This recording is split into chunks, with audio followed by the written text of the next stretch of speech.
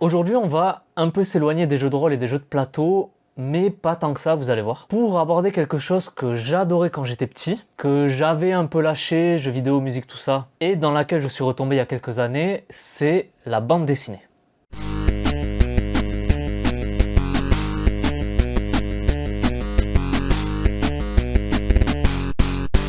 Alors, ici, je vais pas faire de l'analyse de BD.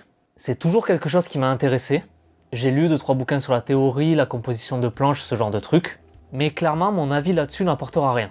Mais si c'est quelque chose qui vous intéresse, je vous renvoie vers la chaîne YouTube Le Fils de Bulle, qui parle de ces sujets en profondeur. Moi, j'aimerais aborder la BD dont on va parler comme source d'inspiration pour le jeu de rôle. Je l'ai dit plusieurs fois, je suis très fan des one-shots d'horreur. Du coup, je cherche toujours de nouvelles idées pour pouvoir varier mes propositions. Et la série dont je vais vous parler, c'est exactement ça.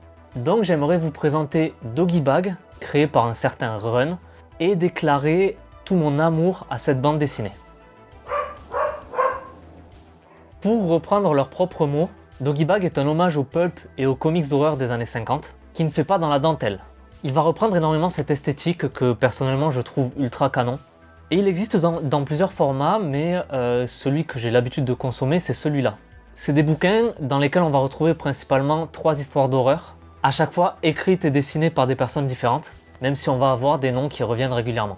En plus de ces histoires, on va retrouver par exemple des fausses publicités trash.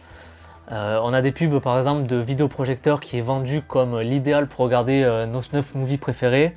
On va avoir des jeux de cartes à l'effigie des criminels les plus recherchés. Donc voilà, ça va vraiment tourner autour d'un côté un peu sale et trash que j'aime beaucoup. Il y a aussi en plus un courrier des lecteurs qui est assez fandard.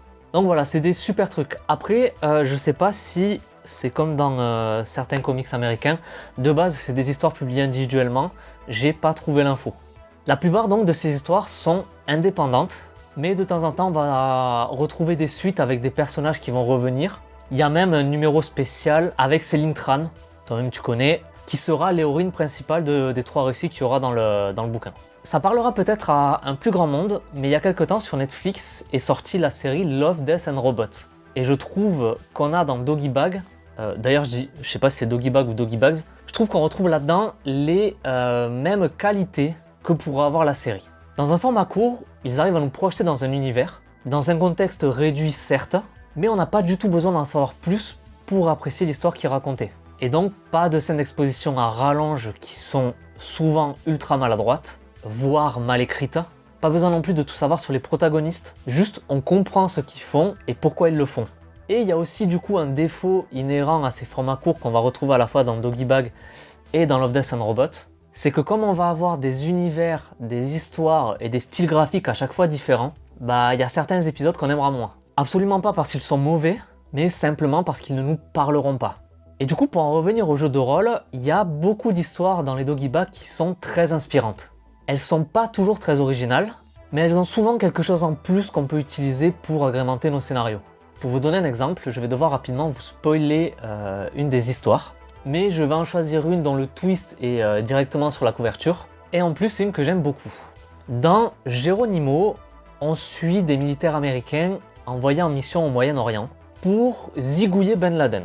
Rapidement, ça arrive sur les lieux, ça dégomme des terroristes, ça trouve sa planque et ça le descend. En 2 fois, parce que les premières rafales n'ont pas suffi. Et en ramenant son corps à l'hélicoptère, il se rend compte que le truc est encore en train de bouger, il est increvable, donc il décide de le faire exploser. Mission accomplie, ils montent dans l'hélicoptère, ils rentrent chez eux. Et dans une scène entre guillemets, on va dire post-générique, on se rend compte que ce truc qui reste est en train de contaminer la terre et l'eau de la région.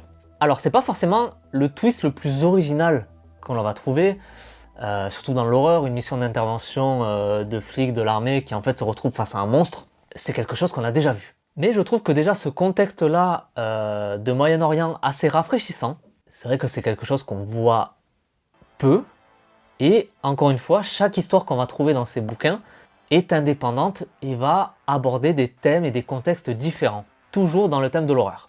En plus de ce format, on va retrouver par exemple des recueils avec un peu plus d'histoire à l'intérieur. Là, on va retrouver toutes celles-là.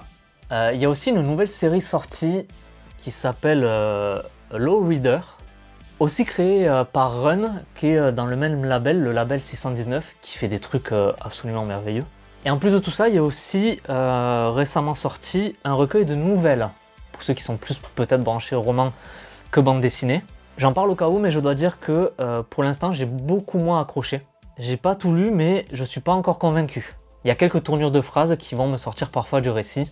Et je suis pas non plus fan de l'écriture à la première personne qu'on va retrouver sur les premières nouvelles. Mais par contre, niveau source d'inspiration, ça reste vraiment très cool. Ça s'appelle Sang d'encre.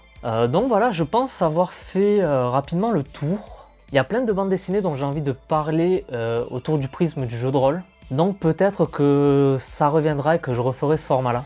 Et même pourquoi pas aborder d'autres médias, ça je sais pas encore, mais voilà, je suis pas fermé sur ce que je compte poster comme vidéo. Quoi qu'il en soit, j'espère que celle-ci sera utile.